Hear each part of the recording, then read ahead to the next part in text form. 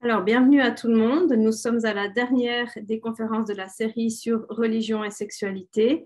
C'est une série qui a reçu un soutien financier du Fonds François et Rachel Routier, que nous remercions. Et cette série s'inscrit en marge d'un cours sur le même thème, un cours qui est co-enseigné avec Mathieu Boisvert de l'UQAM et Sébastien Donne de la FTSR de l'ULaval. Aujourd'hui, nous écoutons Sébastien Donne, qui a bien voulu aussi ouvrir sa partie de conférence au public et pas seulement à nos étudiants.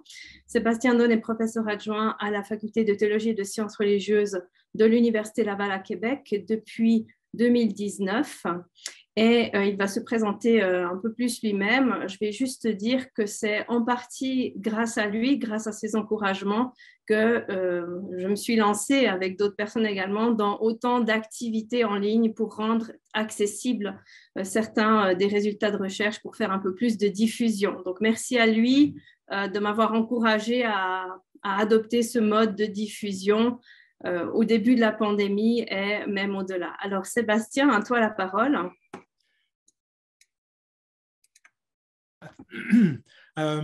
Juste vous dire, il y a un chat sur moi ici, alors si jamais il y a une queue qui se promène, vous verrez ça, ça attirera le regard. Une partie, si jamais ça vous intéresse, une bonne partie de ce que je vais dire est tirée du livre Sortir la Bible du placard, Sexualité de Genèse à Apocalypse, 2019 chez Fides, que j'ai écrit. C'est un livre introductif. On m'a demandé de parler de la sexualité dans les textes bibliques pour quelqu'un qui ne s'y connaît pas nécessairement, donc ce n'est pas un livre académique, mais ça vaut quand même la peine de regarder. Autre référence, si jamais vous voulez quelque chose de plus académique, il y a cette grosse Bible ici, Oxford Handbook. Il y a des Oxford Handbook sur tout. Il y a un Oxford Handbook sur les genres et la sexualité dans le Nouveau Testament. Et on va parler justement de la sexualité dans le Nouveau Testament. Si vous me laissez partir mon PowerPoint. Attendez. Voilà. La magie va bientôt commencer. Vous verrez qu'il y a quelques fresques de Pompéi qui sont là. Pompéi, le Vésuve qui est arrivé en éruption pas mal en même temps que le début des évangiles. Alors, je suis en présenteur. OK, alors bon, bref, ce que je vous propose, deux moments dans cette partie de la présentation. Un premier moment, on va regarder les évangiles. Un autre, on va regarder une lettre de Paul, la lettre aux Corinthiens, pour essayer de les mettre en discussion l'une avec l'autre. Et donc, le titre que je donne, c'est « Suivre le Christ et faire l'amour à Corinthe, le Nouveau Testament et la sexualité ». Alors, on va avancer. Dans les évangiles, ce qu'on retrouve, on ne retrouve rien sur la vie sexuelle de Jésus, en tout cas rien d'explicite, mais on va parler de ce blanc-là quand même. Il y a très peu de passages qui traitent explicitement de sexualité dans les discours de Jésus, mais on va trouver quelques éléments qui fait bien de discuter, et on viendra à Paul par la suite, comme je le disais. Donc, la sexualité de Jésus. On a un blanc. Qu'est-ce qu'on fait devant ce blanc-là? On peut regarder quelles étaient les normes sociales dans les textes qu'on a qui viennent de cette culture. Dans l'Ancien Testament, tous les hommes sont mariés, sauf Jérémie, le prophète, un des prophètes. Donc, c'est très marginal de ne pas être marié.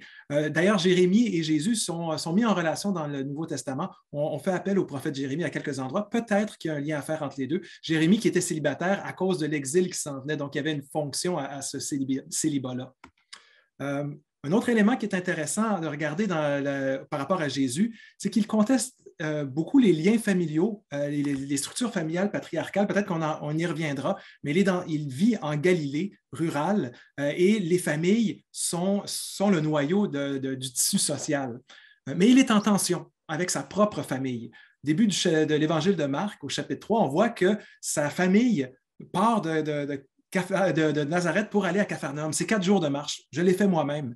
Puis, ce qu'ils veulent faire, c'est de s'emparer de lui. Un verbe qui est utilisé par les opposants de Jésus aussi. Car ils disent qu'il a perdu la tête. Puis, une fois qu'il arrive là, il s'annonce et Jésus est à l'intérieur d'une maison. Puis il dit, qui est ma mère? Qui sont mes frères? Qui sont mes sœurs? Donc, il remet en question les liens avec sa propre famille. Et dans l'Évangile, on a aussi d'autres versets où les disciples, ceux qui suivent Jésus, sont mis en tension avec le reste de leur famille. Parmi les premiers qui l'appellent, on voit, je pense que c'est André et son frère qui sont dans la barque avec leur père, et ils partent pour suivre Jésus et laissent le père dans la barque avec ses filets. Donc, en partant comme ça, il y a des tensions qui se créent avec les réseaux familiaux. Pourquoi? Pour créer un autre type de famille, on pourrait dire spirituelle, d'hommes et de femmes, qui vont s'appeler frères, sœurs. Donc, ils reprennent le vocabulaire familial. Mais là, dans le passage qu'on citait tout à l'heure, c'est quiconque fait la volonté de Dieu, voilà mon frère. Donc, il y a une nouvelle forme de fraternité qui est instaurée, qui est mon frère, qui est ma sœur, qui est ma mère. Le père n'est pas là. Et ce n'est pas pour rien. Plus loin dans l'Évangile de Matthieu, on voit n'appelez personne père, car vous n'avez qu'un seul père au ciel. Donc, la figure du père semble poser problème dans le groupement de Jésus. On ne l'utilise pas. Il y a juste une place pour Dieu. Et entre nous, on est tous frères et sœurs. Donc, on recadre la famille et bon, la sexualité qui était encadrée par la famille. Donc, ça remet... Ça repose la question, qu'est-ce qu'on fait maintenant, comment on peut la concevoir, puisqu'on n'est plus dans les liens traditionnels. Bon, la femme de Jésus, plusieurs artistes contemporains des films ont repris cette question-là de savoir est-ce que Jésus avait une femme. Encore une fois, on est devant un blanc. Le Code da Vinci va citer l'Évangile de Philippe. Ici, j'ai la traduction de notre collègue Louis Pinchot. Vous voyez, c'est un texte troué dans l'Évangile de Philippe. Au 4e siècle, la sagesse qu'on appelle la stérile et la mère ange, compagne du, on suppose Seigneur, Marie-Madeleine, on suppose, plus que les disciples embrassaient sur la, on ne sait pas quoi, peut-être souvent, le reste lui dire pourquoi l'aimes-tu plus que nous? Le Sauveur répondit et leur dit, pourquoi ne vous ai-je pas aimé comme elle? Alors, je ne vois pas mon mode de présentateur. Attends une seconde. C'est pas grave, je connais mes notes par cœur. Donc, on a ici un texte troué, donc c'est déjà difficile d'interpréter un texte troué à la base. D'autre part, on a un texte qui vient du 4e siècle, donc 300 ans après les évangiles, donc c'est beaucoup moins probable qu'il y ait quelque chose d'historique par rapport à Marc qui est écrit 40 ans après la mort de Jésus. D'autre part, on y voit que, tu sais, le baiser. Pour nous, on pense au baiser, on pense à un geste amoureux, érotique qui se passe entre deux personnes qui s'aiment, mais dans un texte gnostique du 4e siècle, qu'est-ce que c'est qu'embrasser? Embrasser, ça peut aussi avoir d'autres compréhensions. Par exemple, un commentaire du Cantique des Cantiques, on a le premier verset, « Qu'il m'embrasse des baisers de sa bouche ». Ben, il y en a qui vont commenter ça en disant c'est le père qui embrasse le fils pour lui transmettre la connaissance. Donc, là, le baiser peut être transmission de connaissances. Donc, il faut faire attention. Des fois, on a des mots qu'on pense savoir qu'est-ce que ça veut dire. Il faut toujours avoir un petit point d'interrogation. Donc, ici, on a un texte qui met, bien entendu, Marie de Magdala comme dans une intimité plus grande avec le Seigneur, dans une position prioritaire par rapport aux autres disciples et que ça pose question, ça pose problème. Mais ça, on a ça déjà dans les évangiles. Dans l'évangile de Jean, c'est Marie de Magdala qui est la première à avoir une apparition et qui devient l'apôtre des apôtres. Elle est envoyée, apostoloi, c'est les envoyés. Elle est envoyée aux envoyés. Donc, elle a comme une posture qui pose question à cause du rapport femmes et hommes dans les disciples par la suite. Donc, bref, tout ça pour dire que probablement, c'est difficile de voir quelque chose d'historique là-dedans, mais ce qu'on voit, c'est que le fait qu'il y a des femmes dans le mouvement qui ont une place importante pose question. Jésus et les femmes, de façon générale. Bon, on a une liste de quelques noms dans le chapitre 8 de Luc. Il y a Suzanne, il y a la Marie de Magdala, il y en a une autre, je ne me rappelle pas d'elle, mais qui sont parmi les disciples qui ont suivi depuis la Galilée et qui amènent des moyens matériels qui subviennent aux besoins de l'ensemble des disciples. Donc, c'est quand même intéressant de voir, c'est les femmes qui sont le moteur financier du groupe. Les interactions de Jésus avec les femmes sont toujours un peu différentes des interactions de Jésus avec les hommes. Un homme peut s'adresser à Jésus directement. Quand il y a, je sais pas, un leader de la synagogue qui voit Jésus, qui l'interpelle parce qu'il y a un enfant qui est malade, il l'interpelle directement. Alors que les femmes vont agripper sa tunique par en arrière sans qu'on le sache, vont laver ses pieds, toucher. Ça passe beaucoup par le toucher, l'interaction entre Jésus et les femmes. Et Jésus se laisse toucher physiquement et se laisse toucher, on pourrait dire, émotivement aussi. Et c'est pas le même type d'interaction qu'il y a avec les hommes et les femmes. Et ça cause des surprises, des étonnements. Les disciples vont souvent dire, mais comment ça se fait? Tu ne connais pas cette femme-là? On voit ici d'ailleurs une fresque d'une femme qui lave les pieds de Jésus. Mais donc, ça pose question, on se dit, ça détonne avec la façon habituelle de ne pas parler en public aux femmes ou de ne pas se laisser toucher en public. Et même les femmes, les disciples disent, tu ne la connais pas, elle, on la connaît, c'est une prostituée. Mais Jésus n'a pas une vision aussi négative de la prostitution qu'on pourrait le penser. Au contraire, quand il est dans un débat avec des autorités religieuses de son époque, il va dire, les publicains et les prostituées vous précèdent dans le royaume de Dieu. Et ça va de pair avec beaucoup d'autres. On a plein de paraboles, plein de discours qui traitent du royaume de Dieu. Et ce royaume-là, au centre du royaume, c'est ceux qui sont exclus dans la société, que ce soit les personnes toutes les exclusions auxquelles vous pouvez penser sont mises au centre du royaume, et les prostituées aussi sont au centre de ce royaume-là. Donc, ça fait réagir. Jean chapitre 8, traditionnellement, on appelle ça le récit de la femme adultère. Moi, j'aime mieux parler d'une femme pardonnée ou sauvée par Jésus. Il faut savoir déjà que c'est un texte très tardif. Ce petit chapitre-là a été rajouté au 4e siècle. Les manuscrits avant ça ne sont pas là. Donc, c'est peut-être un des textes les plus tardifs du Nouveau Testament. Mais ça reste un texte canonique. La communauté chrétienne, encore aujourd'hui, reconnaît Jésus dans ce texte-là. Dans ce texte-là, Jésus se met entre ceux qui veulent lapider une femme et cette femme-là.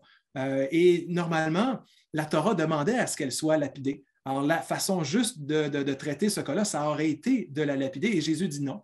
Donc, une femme qui serait tuée à cause de sa sexualité marginale, Jésus dit non.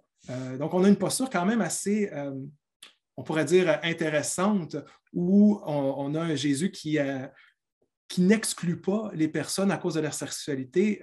Peut-être, on pourrait dire, au contraire, de beaucoup de chrétiens qui, par la suite, dans les siècles avec l'Église, il y a tout un discours sur la morale sexuelle, on pourrait y revenir, qui a été élaboré, qui trouve difficilement un appui dans les textes du Nouveau Testament. Bon, quelques paroles de Jésus sur la sexualité. Quand il parle, de quoi parle-t-il? Dans le Sermon sur la montagne, chapitre 5 de l'Évangile selon Matthieu, on a cette parole-là. Alors, il y a une posture un peu paradoxale. Jésus dit, faut rien, la Torah, on ne touche même pas un iota, pas un point sur le i qui va passer. Mais en même temps, on vous a dit ça, moi je vous dis ça. On vous a dit de ne pas commettre l'adultère, bien moi je vous dis, quiconque regarde une femme avec convoitise a déjà dans son cœur commis l'adultère avec elle. Donc, on pourrait dire, les rabbins vont dire, il y a la Torah, puis là, bon, on met une clôture autour de la Torah pour être sûr de ne pas aller contre les interdits. Donc, il va au-delà des interdits, mais un interdit encore plus grand, même le regard, l'intériorité peut être considéré comme adultère. Donc, c'est un discours qu'on voit que c'est d'un homme par rapport aux hommes. Donc, c'est souvent les discours de Jésus, notamment sur la sexualité, c'est adressé à des hommes dans les évangiles. On prend pour acquis que c'est eux qui écoutent. Une autre parole sur les eunuques. Ça suit tout de suite, c'est tout de suite après quelques versets qui traitent du divorce. Le divorce était possible dans cette société-là, mais juste pour les hommes. Seulement les hommes pouvaient se séparer. Et Jésus lui dit non, le divorce, on oublie ça. À l'origine, il fait une citation de la Genèse, on ne devrait pas se divorcer. Et les disciples lui disent, si telle est la condition de l'homme envers sa femme, il n'y a pas d'intérêt à se marier. On pourrait dire presque une réponse très contemporaine. Dire aujourd'hui, pourquoi est-ce qu'on se marierait si on se met dans une posture où on ne pourrait pas se séparer? Il leur répondit, tous ne comprennent pas ce langage, mais seulement ceux à qui c'est donné. Donc, un espèce de clin d'œil. En effet, il y a des eunuques qui sont nés ainsi du sein maternel, il y a des eunuques qui sont rendus tels par les hommes, et troisièmement, il y a ceux qui se sont fait eux-mêmes eunuques à cause du royaume des cieux, comprennent qui peut comprendre, deuxième clin d'œil. Donc, entre les deux clins d'œil, il y a une parole qui pose problème. Comment on comprend ça, cette parole sur les eunuques? Traditionnellement, dans le monde catholique, on s'appuie sur ça pour parler du célibat des religieuses prêtres. Quand j'étais en formation pour devenir prêtre, j'ai suivi une formation au diocèse de Québec qui s'appelait Eunuques pour le royaume, qui était sur le célibat consacré. Pourtant, ça ne va pas de soi. Posons la question, qu'est-ce qu'un eunuque? Dans les textes bibliques, on a des eunuques. Dans le livre de la Genèse, on a Potiphar, qui va recevoir Joseph chez lui comme serviteur esclave, et Potiphar est un eunuque. Et pourtant, Potiphar est marié. Donc, il n'est pas célibataire, Potiphar l'eunuque. Il est marié. Et on a d'autres exemples d'eunuques mariés en l'Antiquité. Ce n'est pas quelque chose de rare, au contraire. Donc, ça ne fonctionne pas tout à fait, cette interprétation-là. on a aussi dans les textes bibliques des textes dans le Lévitique et Deutéronome où être eunuque, c'est une impureté. L'homme aux testicules écrasés ne peut pas faire partie de l'Assemblée du Seigneur, ne peut pas offrir des sacrifices, être prêtre, etc. Donc, c'est mal vu. Et aussi, les eunuques sont souvent des fonctionnaires du roi ou de la reine. Alors, Potiphar en est un par rapport à l'Égypte. On a aussi, dans Actes chapitre 8, Philippe va rencontrer un eunuque éthiopien qui est à la cour de la reine Candace en Égypte aussi. Donc, ça aussi, c'est une chose qu'on peut prendre en compte. Qu'est-ce que ça fait quand on essaie de revenir à notre texte biblique, sachant ces quelques éléments-là? Bon, on pourrait avoir une première interprétation différente où on mise sur l'aspect fonctionnaire du roi.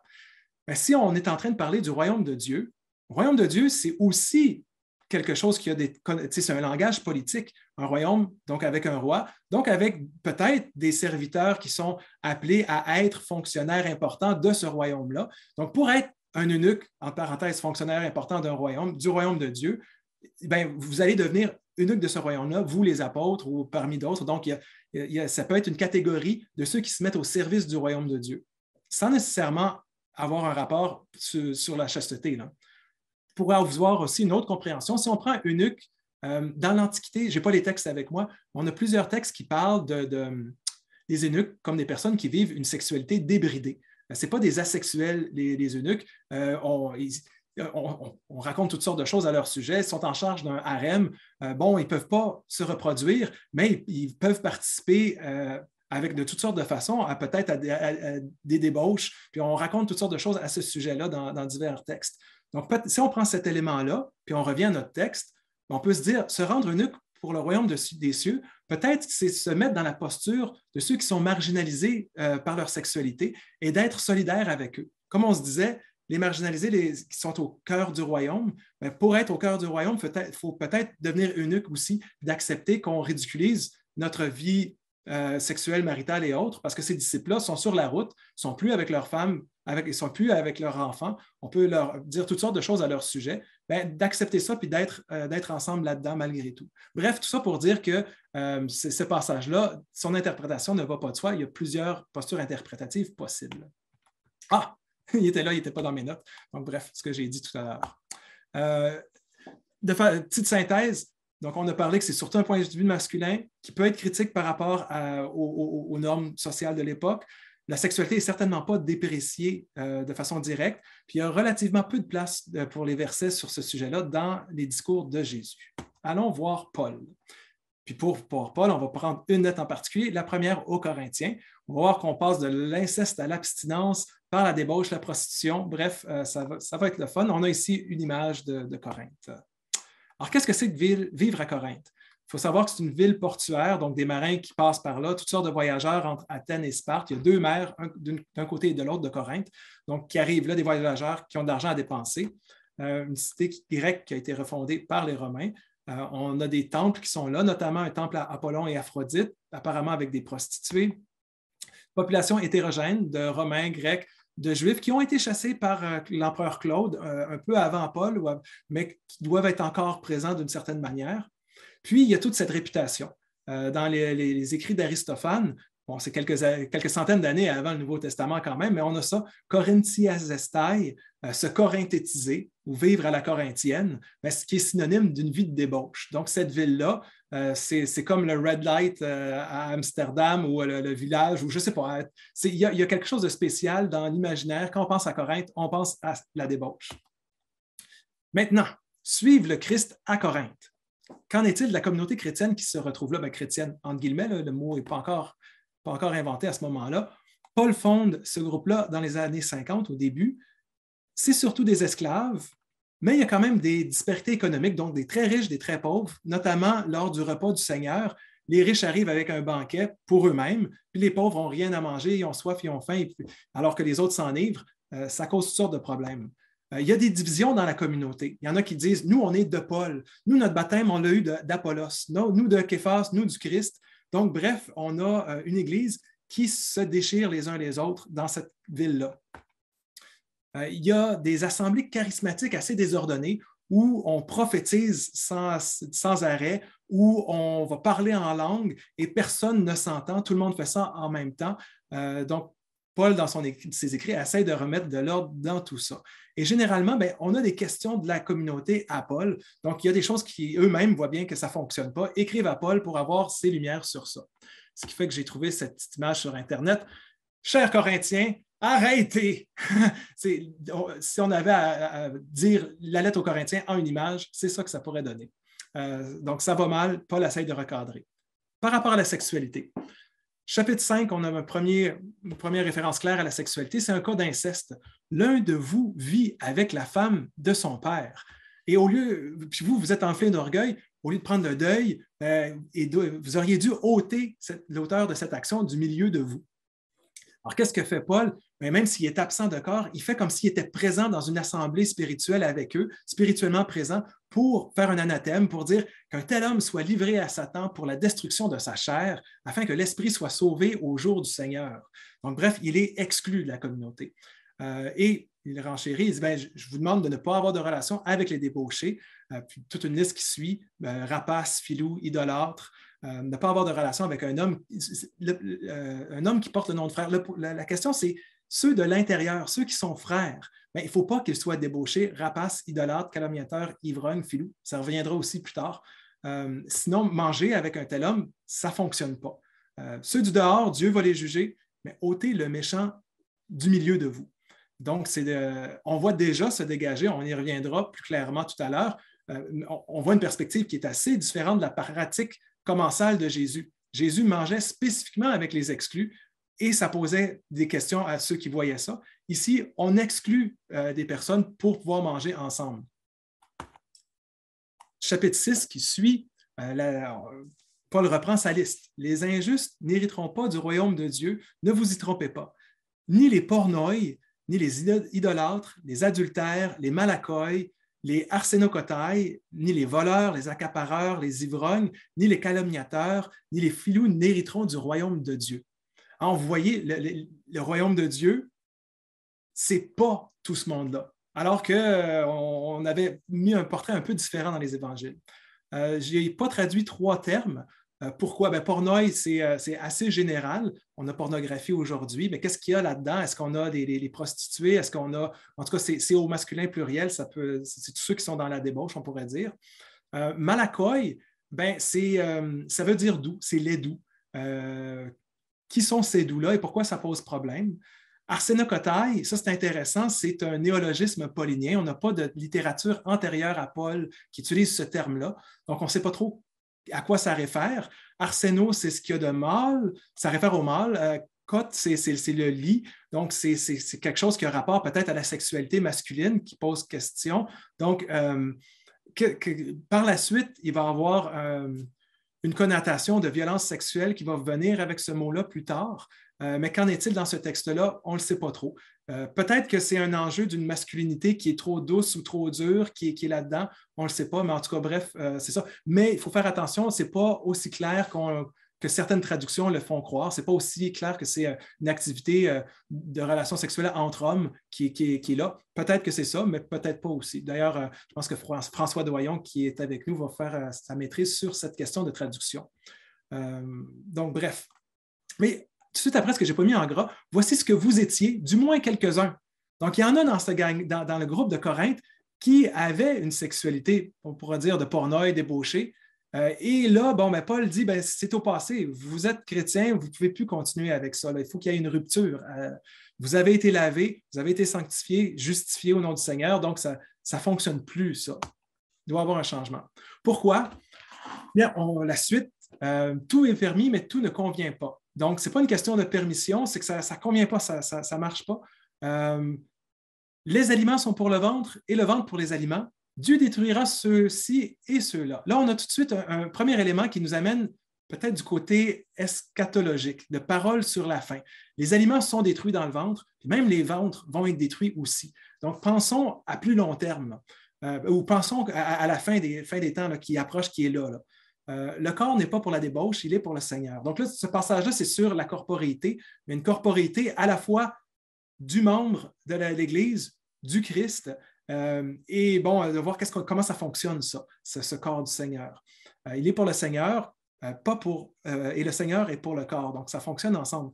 Vos corps sont les membres du Christ. Prendrais-je les membres du Christ pour en faire les membres de prostituées? Ne savez-vous pas que celui qui s'unit à la prostituée fait avec elle un seul corps? Citation de la Genèse, les deux ne feront qu'une seule chair. Donc, ça ne fonctionne pas. Alors, il y a comme une antithèse entre le corps du Christ, qui est représenté par les corps de ceux qui se rassemblent au nom du Christ, et le corps de la prostituée. Et le fait de... Donc, la prostituée n'est clairement pas dans le groupe. Tout à l'heure, on a dit que la prostituée vous précède au royaume de Dieu, mais là, la prostituée est extérieure au groupe. Et s'il y a un des membres qui s'unit à la prostituée, bien, quelque part, lui aussi, il faudra le rendre extérieur au groupe. Fuyez la débauche. Le débauché pêche contre son propre corps. Savez-vous pas que votre corps est le temple du Saint-Esprit? Alors, on a ces images-là qui valorisent un corps pur, on pourrait dire, un corps d'esprit, de souffle, qui vient de Dieu. Glorifiez donc Dieu par votre corps. Chapitre 7, on arrive à des choses concrètes concernant le mariage et le célibat. Venons-en à ce que vous m'avez écrit. Vous voyez, je vous avais dit qu'il y avait des questions qui sont répondues par Paul. On a une allusion à ça. Et là, on pense que c'est une citation, ce qui suit. Alors, ce que vous m'avez écrit, c'est « Il est bon pour l'homme de s'abstenir de la femme ». À Corinthe, il y avait un groupe, en lisant la lettre, on voit qu'il y a un groupe qui est assez intense dans sa foi, qui veut vivre une spiritualité qui amène à de prophétie, qui amène à parler en langue, qui amène aussi à vouloir s'abstenir de relations sexuelles. Qu'est-ce que répond Paul à cette demande-là, d'abstention de relations avec la femme? OK, c'est bon. Toutefois, pour éviter tout dérèglement, que chaque homme ait sa femme et que chaque femme ait son mari. Que le mari remplisse ses devoirs envers sa femme et la femme fasse de même envers son mari. Ce n'est pas la femme qui dispose de son corps, c'est son mari. De même, ce n'est pas le mari qui dispose de son corps, c'est sa femme. Alors, vous voyez ici, il y a quelque chose de très différent du mariage qu'on pourrait dire dans les Écritures de la Torah. Le mariage était conçu comme une question de propriété. Dans les 10 commandements, le dernier des commandements, c'est de ne pas avoir de visée sur la maison, la femme, le bœuf, l'âne de ton prochain. Donc, on voit que ça, c'était une conception qu'on a dans les textes bibliques. Ici, on a un homme et une femme qui sont mis en relation de façon un peu mutuelle, mais la mutualité est ambiguë malgré tout.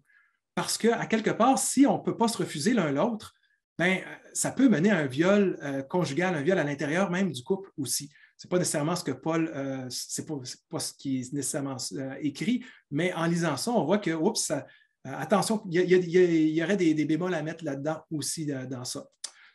Ne vous refusez pas l'un à l'autre, sauf d'un commun accord temporairement afin de se consacrer à la prière, puis retourner ensemble de peur que votre incapacité à vous maîtriser ne donne à Satan l'occasion de vous tenter. Donc, il parle, oui, il peut avoir une abstention de relations sexuelles entre hommes et femmes, mais c'est l'exception, ce n'est pas la règle. Puis, si vous voulez être dans cette exception-là, il faut que ce soit pour la prière, première condition, il faut que ça soit mutuel, que les deux soient d'accord, puis il faut que ça soit temporaire, il faut retourner ensemble par la suite. Donc, il dit lui-même, je vous fais une concession, je ne vous donne pas l'ordre de le faire. Je voudrais bien que tous les hommes soient comme moi, mais chacun reçoit de Dieu un don particulier, l'un celui-ci, l'autre celui-là. Je dis donc aux célibataires et aux veuves qu'il est bon de rester ainsi, comme moi. Donc, Paul se définit de cette façon-là, comme célibataire, peut-être plus que comme veuve. Mais s'ils ne peuvent vivre dans la continence, qu'ils se marient, car il vaut mieux se marier que brûler. Quand même intéressant de voir, comme définition du mariage, je dirais, c'est assez faible, hein? On se marie pour ne pas brûler. J'espère qu'il y a d'autres visées au mariage que ça. Puis cette parole-là est ambiguë aussi. Brûler de quoi? Est-ce que c'est brûler dans le feu infernal qui nous attend au jugement dernier? Ce n'est pas marqué dans le texte. Ici, d'ailleurs, ce n'est pas tant la question du jugement qui est en tête que celle du corps du Christ, qu'est l'Église qui se rassemble et qui est en train de se bâtir. Donc, c'est plus ça qui est en jeu. Il y a le brûler, peut-être aussi brûler de ces passions sexuelles qui nous amènent à toutes sortes de choses qui pour Paul, sont pornoï et qui sont à mettre de côté. Mais bref, que ce soit l'une ou l'autre ou les deux, le mariage est supposé de prévenir ça. Donc, un mariage un peu pompier là, pour éviter que ça brûle. Là. bon, je vous ai dit que c'est fin du monde. Là, on arrive à une citation un petit peu plus explicite. Voici ce que je vous le dis, frères, le temps est écourté. Alors, le temps est écourté. Le chronos qu'on connaît a un terme. Puis je vous invite à penser vous-même. Si on vous annonçait que la fin du monde est à 7 heures demain soir, donnons-nous au moins un peu plus que 24 heures, que feriez-vous avec ce temps-là? Est-ce que ça aurait un rapport avec votre sexualité? Est-ce que vous direz, bon, ben, profitons-en, toute morale tombe, de toute façon, on s'en va, le chronos se termine, profitons-en, ayons le plus de sexe possible, ou au contraire, consacrons-nous au Seigneur, puis il y a des choses plus importantes que la sexualité. Puis peut-être qu'on peut penser au mars-avril 2020, quand on était dans un monde complètement différent et qu'on ne savait pas qu'est-ce qui se passait, on était dans une espèce de logique un peu de fin d'un monde. Est-ce que ça a eu un impact sur notre sexualité ou pas? Ou si vous avez déjà eu un conjoint, une conjointe ou vous-même, qu'on vous annonce que vous allez mourir dans X nombre de temps ou vous avez un diagnostic très sévère qui s'en vient, qu'est-ce que ça a comme impact sur votre sexualité? Donc, le fin du monde et sexualité a un rapport. Et Paul est dans un monde eschatologique où on est dans un discours sur la fin et apocalyptique aussi, où il y a une révélation de Dieu qui lui est donnée pour ce temps particulier-là. Donc, c'est sûr que ça influence son message. Ce monde passe. Donc, à cause de ce monde qui passe, celui qui n'est pas marié a souci des affaires du Seigneur. Il cherche comment plaire au Seigneur. Mais celui qui est marié a souci des affaires du monde. Il cherche comment plaire à sa femme. De même, la femme sans mari et la jeune fille ont souci des affaires du Seigneur, d'être sainte et de corps et d'esprit. Mais la femme mariée a souci des affaires du monde. Elle cherche comment plaire à son mari. Je vous dis cela dans votre propre intérêt, non pas pour vous tomber d'un piège, pour que vous fassiez ce qu'il convient pour être attaché au Seigneur. Donc, au moins ici, on a une meilleure définition du mariage, en tout cas une visée plus noble un peu, où l'important, c'est de faire plaisir à son conjoint, sa conjointe. Il y a quelque chose de mutuel dans les deux, mais dans la façon que c'est énoncé, c'est un peu différent. Il y a femme et jeune fille. Le jeune homme n'est pas là, lui. Puis les jeunes filles et femmes, on parle d'être saintes de corps et d'esprit. Donc, il y a quand même un discours genré là-dedans, mais dans les deux cas, il faut chercher le plaisir du conjoint ou de la conjointe, ce qui n'est quand même pas quelque chose qu'on a mis de l'avant dans la tradition interprétative de ce passage. La lettre continue. Chapitre 12, on a des avertissements pour limiter le parler en langue. Puis on arrive au chapitre 13, un super beau passage sur l'amour. On appelle ça l'hymne à l'amour. Vous l'avez sans doute entendu dans un mariage près de chez vous, où Paul oppose à quelque part les prophéties et le parler en langue à la recherche de l'amour qui est pour lui ce qui est primordial. Quand je parlerai en langue, celle des hommes, celle des anges, s'il me manque l'amour, je suis un métal qui résonne, une cymbale retentissante. Quand j'aurai le don de prophétie, la science de tous les mystères, dans toute la connaissance, quand j'aurai la foi la plus totale, celle qui transporte les montagnes, s'il me manque l'amour, je ne suis rien. Je pense que c'est important par rapport au rapport à la sexualité aussi, même si là, on parle plus de l'amour que du sexe. L'amour prend patience, l'amour rend service, l'amour ne disparaît jamais. La foi, l'espérance et l'amour, mais l'amour est le plus grand. Recherchez l'amour. Puis on pourrait reprendre le rapport à l'eschatologie, la fin des temps. L'amour ne disparaît pas. Donc, le corps du Christ qui est en train de s'établir par rapport au retour du Christ qui s'en vient, ça ne disparaît pas, puis l'amour non plus. Donc, je pense que quand on prend un pas de recul devant tout ça, oui, il y a des paroles très fortes sur ce qu'il ne faut pas faire au niveau de la sexualité, mais il y a aussi quelque chose de positif, aller vers l'amour, quelque chose qui est énoncé de façon positive, quelque chose qui est à faire, c'est de travailler à chercher cet amour-là. Donc, je vous remercie. Je vous rappelle ce livre-là si ça vous intéresse. Vous pouvez m'écrire aussi par courriel si ça vous intéresse de jaser sur une question. Le site de ma chère, une publicité. Je vous ai parlé du rapport particulier des femmes et de Jésus. Il y a Odette Mainville qui va faire un séminaire connecté, donc gratuit, accessible à tous sur Internet, le jeudi 28 avril. Si vous voulez vous inscrire, vous irez sur le site de ma chère ou sur le site de la faculté pour voir cette publicité et le lien qu'il faut avoir pour y participer. Donc, en terminant, moi, je vous pose une question. On avait deux parties principales dans cette présentation. Jésus dans les évangiles, Paul à Corinthe. Et on voit que ces deux discours qui sont quand même assez différents. Comment qu'on fait comme lecteur, lectrice, dans une posture non croyante, pour tenir ça ensemble dans un même recueil Nouveau Testament. Ou encore pire, ou encore plus intéressant, dans une posture croyante, comme une posture théologique. Si on est dans une église qui se réclame de ces textes-là, comment est-ce qu'on fait pour les mettre ensemble et réfléchir et peut-être amener une réflexion éthique sur la sexualité qui est inspirée des textes multiples qui composent le Nouveau Testament. Donc, pour moi, c'est clair. Souvent, j'entends des personnes dire « La Bible dit que, », ouvrez les guillemets, puis là, on a ben, la Bible dit qu'il faut ceci ou il faut ça. Oui, mais elle dit toujours autre chose aussi. Je pense que c'est là qu'arrive le rôle de la réflexion critique universitaire, c'est de voir quand on arrive dans la multiplicité des interprétatives, des postures différentes qui sont toutes inscrites dans le canon des Écritures, comment est-ce que ça peut nous aider à bâtir quelque chose d'un peu plus complexe et donc moins simple sur les questions en général, mais en particulier sur la sexualité. Surtout, à partir dans l'Église catholique, on a commencé il y a quelque temps une réflexion avec Jean-Guy Nadeau sur la sexualité problématique, les abus sexuels en Église. Bon, ben, dans un contexte où on est dans une Église qui a vécu des abus, il faut essayer de revoir notre façon d'en parler, d'enlever nos gros sabots, puis de peut-être réfléchir, attendre, écouter un peu. Donc, bref, peut-être se remettre à l'écoute des nombreux textes qui sont dans notre canon pour réfléchir autrement. Alors, donc, la parole sera à vous. Merci de m'avoir écouté dans mes lubies, le croisement de deux choses que j'aime bien, la sexualité et la Bible.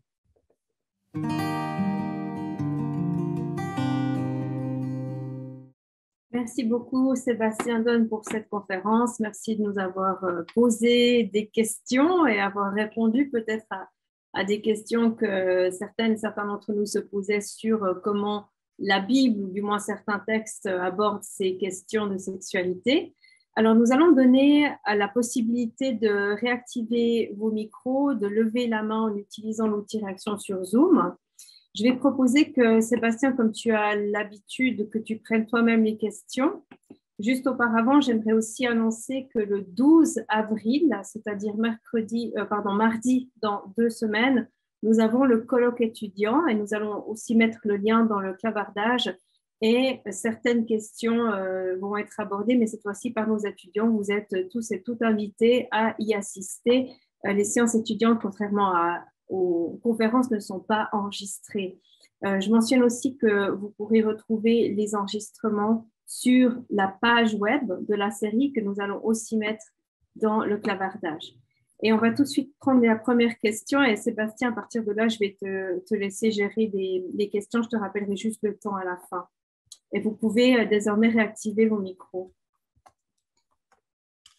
Alors, Stéphane. Oui, bonjour. J'avais une question par rapport à Marie Magdala. Est-ce que c'est possible que Jésus avait un certain rapprochement amoureux avec cette femme-là? Ben, ce n'est pas impossible, mais c'est un blanc. Et ce qui est particulièrement intéressant, c'est que c'est un blanc qui est surtout investi de cette façon-là dans notre culture contemporaine. On a peu ou pas d'écrits précédents qui vont mettre l'accent aussi clairement sur ce lien possible-là. Il y a clairement un lien de proximité, d'intimité même dans l'Évangile de Jean, mais est-ce que ce lien-là a un rapport amoureux? Est-ce qu'il y a un rapport sexuel relié à ça? Rien n'est dit. J'irais plus vers le non, puisque si c'était le cas, probablement que ça aurait été transmis comme information. S'il y avait une relation amoureuse avec quelqu'un en particulier, pourquoi est-ce qu'on ne l'aurait pas écrit? Ça aurait même allé de soi. Ça serait même plus normal. C'est le célibat qui est bizarre à quelque part. Donc, c'est ça. Donc, moi, j'aurais tendance à croire que oui, il y a un lien d'intimité, mais pas nécessairement une relation amoureuse ou sexuelle. Mais de toute façon, mais ça, c'est mon impression de lecteur, mais on n'a aucun moyen d'aller plus loin que de se poser la question. Là, sauf qu'on peut se douter que Jésus était quand même pur et chaste là, au niveau des sentiments. Puis sinon, ça ira à l'encontre de ce qu'il a donné comme évangile. Oui, mais la pureté, un mot là-dessus, on n'en a pas beaucoup parlé la semaine dernière sur l'Ancien Testament. C'est des concepts très chargés, pur et impur. Dans l'Ancien Testament et donc aussi dans la culture de Jésus, La pureté et l'impureté, c'est quelque chose qui a rapport. Est-ce que tu peux aller au sanctuaire? Est-ce que tu peux offrir un sacrifice ou non, si tu es pur ou impur? Puis bon, il y a toutes sortes d'éléments qui n'ont pas nécessairement de connotation négative au niveau moral. Ce n'est pas nécessairement un péché, l'impureté. Tu as été enterrer ton père au cimetière, tu as touché à son cadavre, à ses os, tu es en état d'impureté, tu n'as pas commis de péché. C'est beau, c'est bien de s'occuper du corps défunt de ton père. Mais en même temps, il faut que tu passes par un temps précis et un lavement rituel dans une mikva pour pouvoir, après ça, aller retourner à l'assemblée au temple, etc. Donc, la question de pureté et impureté, ce n'est pas ce qu'on a en tête, nous. Et Jésus, par rapport à la pureté et impureté, c'est pas dans son discours. Lui, comment ça se fait que tes disciples mangent de façon impure sans se laver les mains? Comment ça se fait que en tout cas, bref, donc il semble pas avoir, il n'est pas concerné par les règles de pureté bibliques. Ben, je vous dis ça par rapport, vous savez, le passage qu'il y a une femme qui avait mis du parfum sur la tête de Jésus, qui c'est comme elle l'avait encensé dans ce sens-là, et que ça avait permis comme une sorte de purification. Donc, ça serait étonnant que Jésus ait des pensées justement purement charnelles, en vertu de Saint Paul, justement, parce que là, il dit qu'il faut se tenir à l'écart de tout ce que la chair nous propose, comme étant considéré comme étant le péché, quasiment considéré du péché pour la chair. T'sais. Oui, mais ça, je ne suis pas en désaccord avec vous complet, mais il faut faire une distinction entre ce qui est dans les évangiles et les textes que je vous ai présentés aujourd'hui, puis ce qui vient dans la tradition chrétienne, catholique par la suite. Alors, de parler de sexualité en termes de péché, ce n'est pas dans les évangiles. Il n'y a pas de passage où il y a ce lien direct-là. Au contraire. Mais par la suite, oui, c'est devenu quelque chose. Moi, dans les années 90, quand j'étais au cégep, j'ai lu le catéchisme de l'Église catholique au complet. Puis là-dedans, c'est très clair que la sexualité, il y a des formes de sexualité qui sont péchées et qui sont à éviter. Dans les lettres de Paul, on l'a vu aussi. Mais dans les évangiles, c'est comme si c'était pas important. Tout comme pour la sexualité du gars Jésus, les évangiles, c'est pas une biographie de Jésus. On a juste un flash sur une année dans Marc, Matthieu, Luc, dans trois années dans Jean, du gars Jésus. Qu'est-ce qu'il a fait avant? On n'a aucune idée. Puis à quelque part, ça ne nous intéresse pas. En tout cas, dans la perspective de ces textes-là. Mais bref, on va aller vers d'autres questions, mais merci de vos interventions. Mathieu? Oui, merci beaucoup, Sébastien, pour ta présentation, là, très instructive. Ma question peut peut-être paraître naïve. Là, je ne suis pas spécialisé du tout. Je suis un néophyte par rapport aux études bibliques, mais c'est une des diapositives que tu as présentées qui soulève cette question-là. C'était indiqué qu'il y avait une tension entre Jésus et sa propre famille. Et il y avait une citation d'un des évangiles qui disait « Qui est sa mère? » Mais alors, ma question est par rapport aux liens de filiation, les liens de parenté de Jésus. Qu'est-ce qu'on a là-dessus à l'intérieur des évangiles? Marie est-elle officiellement reconnue dans les évangiles comme étant sa mère? Est-ce qu'il y a c'est ça. Qu'est-ce qu'on a de concret? Grosse question. On pourrait faire une autre heure facile là-dessus. Ma thèse de doctorat était sur Matthieu 1-2 où on essaie d'établir il vient d'où ce Jésus-là. Puis, c'est qu'on a comme une double posture dans les textes. Il y a sa filiation naturelle. Il y a bien une mère et un père humain.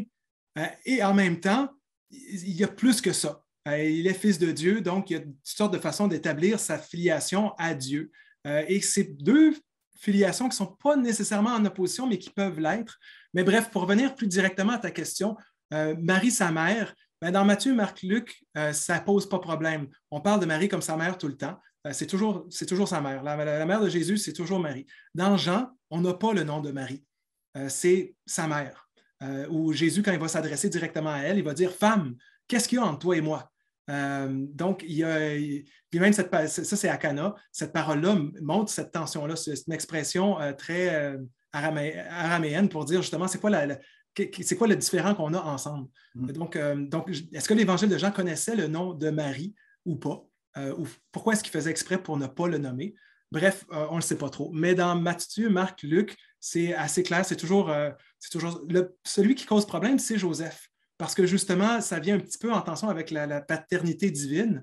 Donc, par exemple, dans le début de l'Évangile de Matthieu, on va présenter Jésus comme étant Joseph est fils de Jacob, Et Jésus, lui, il est fils de Marie, l'épouse de Joseph. Il a été engendré par Marie, qui est épouse de Joseph. Donc, on parle, il y a comme, il est pas, alors que ça faisait 40 fois que c'est Abraham a engendré Jacob, Jacob a engendré Judas, Judas a engendré, puis là on arrive, ben, Jacob engendre Joseph, Joseph qui était l'époux de Marie, qui elle a engendré Jésus.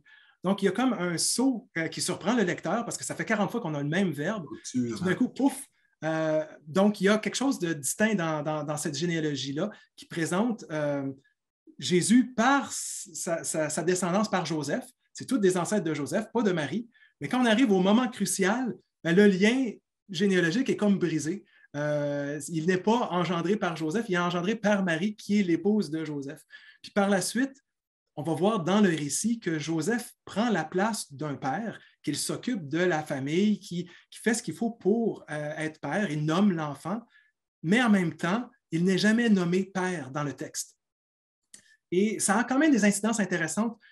Il y a deux postures différentes dans les chercheurs. Il y en a qui vont dire c'est parce que Joseph disparaît après ces premiers chapitres-là. Quand Jésus, et puis l'enfance de Jésus, ça passe très vite, seulement dans 2 évangiles sur 4, puis après ça, on n'en parle plus. Là. Donc, Joseph apparaît plus par la suite, donc il est comme absent, alors que Marie est encore présente. Et est-ce que cette absence de figure paternelle est à la source de cette recherche qui a amené Jésus à discuter de Dieu comme Père? La spiritualité de Jésus est autour de ça, de dire Dieu est Père, puis il va prendre le mot Abba, Papa, pour parler de lui. Donc, il y a cette découverte, c'était déjà présent dans certains textes de l'Ancien Testament, là, mais il y a vraiment une emphase là-dessus, Dieu comme Papa. Puis à quelque part, est-ce que c'est parce qu'il avait un papa absent que je trouvais ça? Ou au contraire, d'autres vont dire, c'est parce que son père était si excellent que ça, c'était Saint Joseph. Ben là, il y a eu un excellent père, donc il a pu comprendre qu'est-ce que c'est qu'un excellent Dieu Père. Tu sais. Moi, j'aurais plutôt tendance à aller vers l'absence que le Saint-Père. Là. Mais bon, on a un passage dans un autre, c'est-tu chez Luc, on va parler, n'est-il pas le fils de Joseph, le charpentier ou le technone, celui qui travaille les matériaux concrets, là. Donc le travailleur journalier. Donc, il semble avoir une connaissance, on connaît son père, c'est Joseph et Marie, mais ça ne se limite pas à ça. Puis il y a tout un récit qui embarque pour nous parler de lui autrement et faire un lien avec Dieu. Bon, c'est ça. Je te remercie. Monsieur Vallée? Oui. Est-ce qu'il y a quelque chose, parce qu'il semblait très proche de Marie, de Béthanie, de Marthe, est-ce qu'il y a quelque chose qui est touché là ou... Oh, je viens de vous perdre. Excuse, est-ce qu'il y a quelque chose ou s'il n'y a pas de relation du tout dans ce sens-là? Par rapport à Marie puis Marthe. Oui, Marie et Marthe semblent être dans l'intime de ces femmes-là. C'est quand même quelque chose qui se retrouve chez elles, dans une discussion entre elles et qui va faire l'arbitre. Moi, je n'oserais pas faire ça. Comme homme, de décider qui a la meilleure place puis qui devrait faire quelque chose ou pas. Mais oui, il est dans leur intimité. Puis, il y a leur frère Lazare qui meurt. Puis, ben, là, il est comme un ami de la famille. Ça le touche.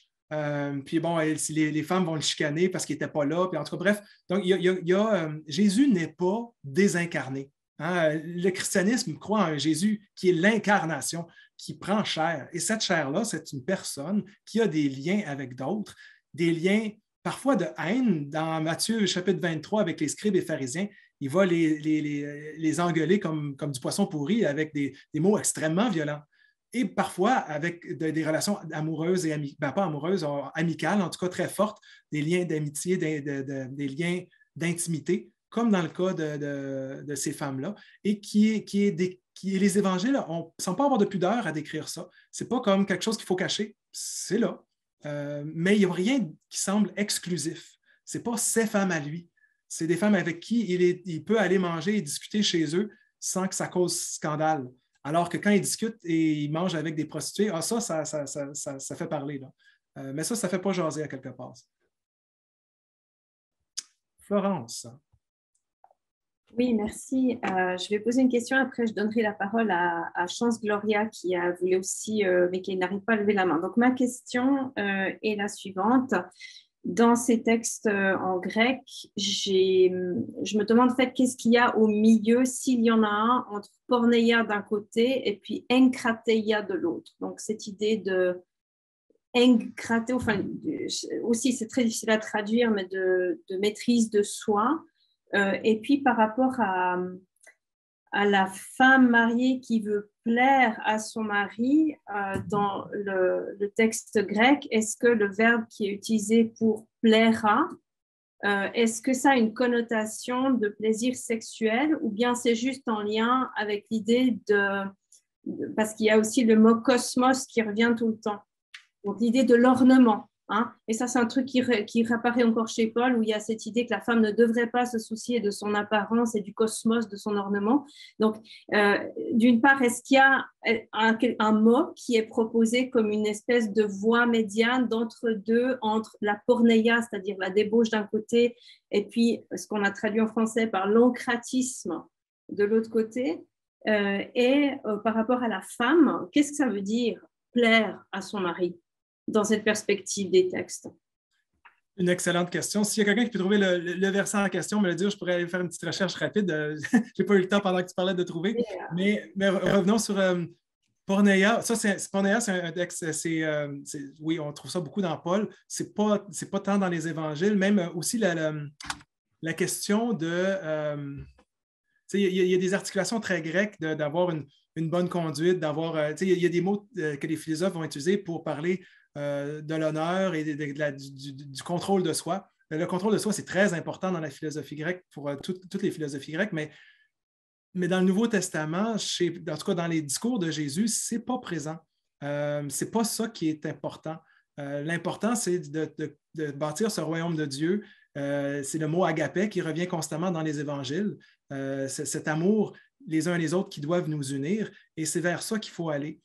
Alors que chez Paul, ben là, il y a une forme de cette conduite de mœurs auquel il ne faut pas déroger. Donc oui, là, à ce moment-là, on pourrait faire des rapprochements et regarder les mots qui y ressemblent. François, as-tu trouvé le verset en question? C'est ça que tu lèves la main? Je vais pas faire un commentaire sur le mot. Non, c'est parce que j'avais une question pour plus tard, mais parler du contrôle de soi chez les philosophes, un contemporain de Paul, c'est Sénèque qui insiste considérablement sur l'idée de contrôle de soi, de contrôle du corps. Et il va même dire dans un de ses textes que aimer son épouse sexuellement d'une façon trop intense, c'est commettre un adultère avec sa propre épouse. Ah, quand même. Donc, on est plus catholique que le pape ailleurs aussi. Hein. Tout à fait, oui. Une des façons de réfléchir sur ces questions-là, c'est dans un collectif sur l'interprétation biblique, il y a un texte de Simon Boutikaz qui traite du rapport à honneur et honte. Toute l'anthropologie culturelle a amené ces catégories-là pour repenser des valeurs dans le bassin méditerranéen, que c'est dans le non-dit. Qu'est-ce qui est honorable, qu'est-ce qui ne l'est pas? Puis bon, dans des affaires très concrètes, pour pouvoir aller acheter du pain quelque part, il faut être reconnu comme quelqu'un qui a un certain honneur, parce que si on ne peut pas avoir de commerce avec quelqu'un qui amène le déshonneur à la famille. Donc, quelqu'un qui est déshonoré et déshonorant, et il faut l'exclure, sinon on va être affecté par son déshonneur si on entre en relation avec cette personne-là. Donc, mais à quelque part, Jésus sort un petit peu de ça, parce que lui-même, de toute façon, il finit par être la personne la plus déshonorée possible. Il est crucifié, il est exécuté comme le pire des bandits. Donc, dans le système d'honneur, il a tout perdu à la fin. Là. Donc, à quelque part, c'est moins important dans les évangiles, ce système-là, que chez Paul, où là, on a une construction du corps du Christ, où Paul veut justement essayer de montrer comment on a des mœurs qui sont solides. On ne fait pas comme avant, comme quand vous étiez sans le Christ. Maintenant que vous êtes avec le Christ, vous construisez le corps du Christ et l'honneur ou déshonneur que vous avez personnellement a un impact sur le collectif. Donc, c'est une des façons de réfléchir sur ces questions. C'est intéressant parce qu'il y a quand même l'idée d'amener à un entre-deux et non pas dans des extrêmes. Ça rejoint des choses qu'on trouve par ailleurs aussi, par exemple dans le monde indien. Je ne vais pas faire plus loin que ma question, mais j'aimerais donner la parole à Chance Gloria qui n'arrivait pas à mettre la main virtuelle, mais qui a une question. On vous écoute. Merci beaucoup. M'entendez-vous? Oui. Oui, allez-y. OK, merci. Je voudrais exprimer quelques préoccupations en termes de questionnement. Là. Au moment où vous parliez de la nouvelle forme de fraternité, au moment où Jésus, selon une parole biblique, que celui ou celle la personne qui fait la volonté de mon Père, c'est celle-là qui est mon frère, qui est ma sœur. Mm-hmm. Alors, cette nouvelle fraternité ou sororité ne devient-elle pas, n'autorise-t-elle pas une logique favorisant la permissivité au niveau des relations entre les uns au niveau d'une communauté, où cette nouvelle forme de fraternité ne constitue pas un contexte, un facteur fallacieux pour que d'autres pensent justifier leur état de célibat. Comme quoi, je n'ai pas de mari, je n'ai pas de femme, c'est Jésus qui est mon époux, c'est Jésus qui est mon épouse. C'est une première question. La deuxième, je voulais savoir si on peut faire un pont, bien entendu, entre l'Ancien Testament et le Nouveau Testament, où dans Exode chapitre 19, verset 15, on lit ceci. Et il dit au peuple, soyez prêts, dans 3 jours, ne vous approchez d'aucune femme. Quelle est la perception que l'on peut avoir en ce moment-là par rapport aux femmes ou à une femme? Est-ce que le fait de toucher constitue un handicap, constitue un risque? Et la troisième préoccupation qui ressemble à celle de Florence, c'est autour du verbe plaire. Et je voudrais savoir si en ce moment, plaire à son époux constitue un handicap pour la fonctionnalité vis-à-vis du royaume. J'en ai fini. Merci beaucoup.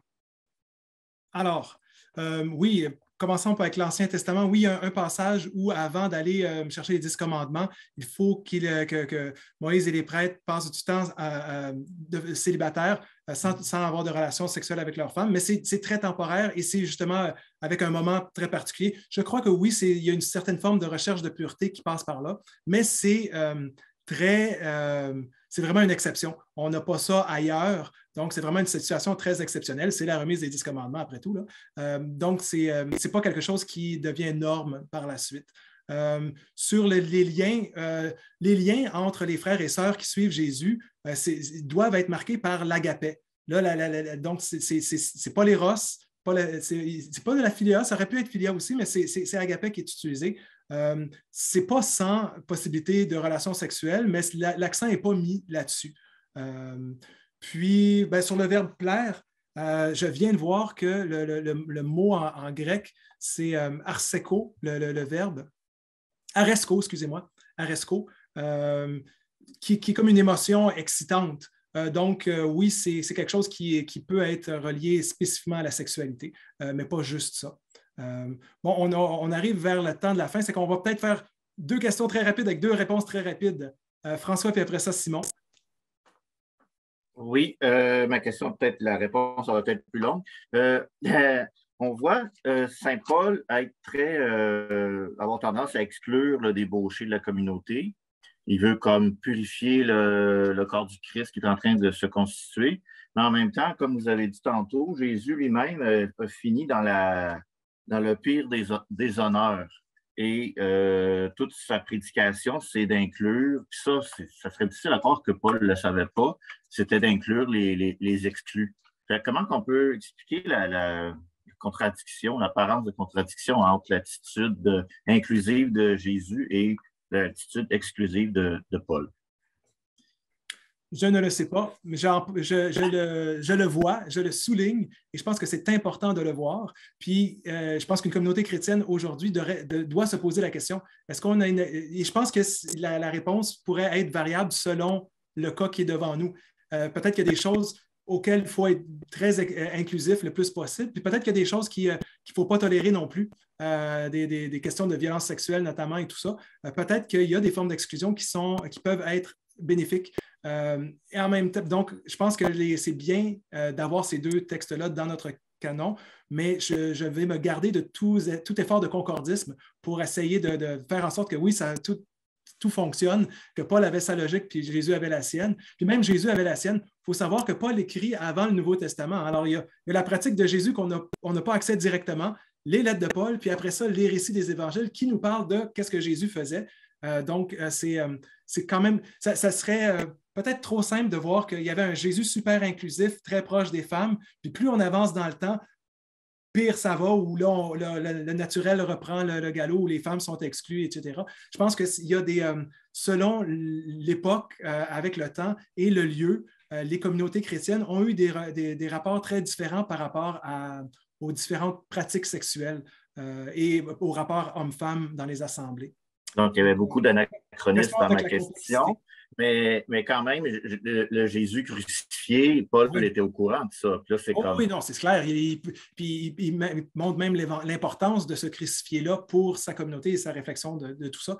Mais c'est comme si Jésus a été crucifié, exclu, puis même Paul lui-même, il se fait lapider, il subit toutes sortes d'injures dans son corps et il va se faire mettre en prison, puis bon, ultimement, on suppose qu'il se fait exécuter à la fin de sa vie. Donc, lui-même passe par là. Mais à quelque part, pour lui, il va dire, c'est un honneur paradoxal. Même si la faiblesse de ma chair, c'est la force de Dieu. Là où je suis plus capable, c'est là, à ce moment-là, que Dieu vient et prend la place. Donc, il va avoir ce type de discours-là. Mais il y a quand même il n'est pas dans l'acceptation et l'inclusion autant qu'on a dans les passages de l'Évangile, malgré tout. Là. Mais oui, le crucifié fait partie du discours de Paul beaucoup. Simon? Il faut remettre votre micro, Simon. Oui, parfait. Je l'ai mis. Merci. Alors, merci pour cette communication que j'ai trouvée assez instructive. Ma préoccupation concerne justement l'intimité qui a existé donc entre Jésus et certaines femmes qui fait quand même sujette à beaucoup d'interprétations.